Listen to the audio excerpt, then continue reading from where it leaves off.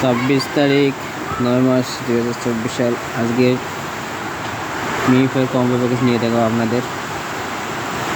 এগুলো daily claim করে নেবেন, আর মাত্র বেশি দিন সময় নেই। সামনে মাসে 9 তারিখ লিস্টেড।